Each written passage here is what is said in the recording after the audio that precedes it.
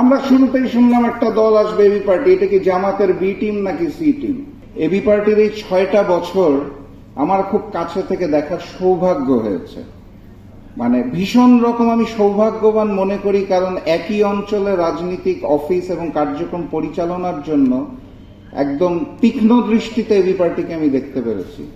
এবং ফ্যাসিস্ট শেখ হাসিনা আমল থেকে আজকের এই দিন পর্যন্ত এবি পার্টির যে ভূমিকা, আমার বাংলাদেশ নামটাকে ধারণ করে তাদের যে ভূমিকা, আমি মনে করি সদা হাস্যোজ্জ্বল কালারফুল আমাদের মঞ্জু ভাই এবং বিদ্রোহী কণ্ঠের ফুয়াদ ভাই, তাদের নেতৃত্বে এবি পার্টি আজকে যেই পর্যন্ত এসেছে, সামনে আরো বহুদূর এগিয়ে যাবে ইনশাআল্লাহ। এবং আমার কাছে খুব ভালো লাগে এবং খুব আশ্চর্য আমি লক্ষ্য করি, 6টা বছরের মধ্যে, মাত্র 6টা বছরের মধ্যে এবি পার্টি যত আলোচনার জন্ম নিয়েছে, আমার মনে হয় 50 বছরের দলগুলো এত আলোচনা সৃষ্টি করতে পারে না। এবং জন্মলগ্ন থেকে খেয়াল করবেন এবি পার্টিকে নিয়ে এত গল্প। আমরা শুরুতেই শুনলাম একটা দল আসবে এবি পার্টি। এটা কি জামাতের বি টিম নাকি সি টিম, নাকি তাদের স্বকীয়তা আছে?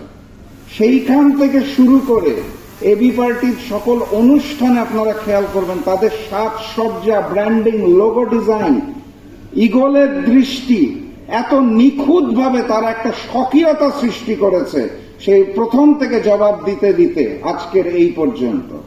আমি বিশ্বাস করি এবি পার্টি সামনে যে পথ চলা আছে, নতুন বাংলাদেশ গড়ার ক্ষেত্রে, আপনারা স্লোগানটা নিশ্চয়ই দেখেছেন, আমাদের বুকে শহীদি খুনের ঋণ, ক্ষত ধুয়ে মুছে বদলাতে হবে দিন।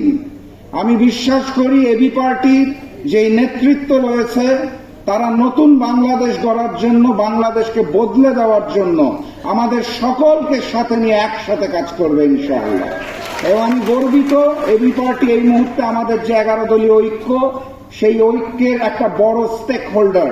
এবং নতুন বাংলাদেশ গড়ার জন্য, ফ্যাসিবাদ মুক্ত বাংলাদেশ গড়ার জন্য, জালিম মুক্ত বাংলাদেশ গড়ার জন্য 24শে জুলাই গণ অভ্যুত্থানকে ধারণ করে যেই বাংলাদেশ হওয়ার কথা ছিল, সেই বাংলাদেশ আমরা সকলে একসাথে গড়ে তুলব ইনশাআল্লাহ।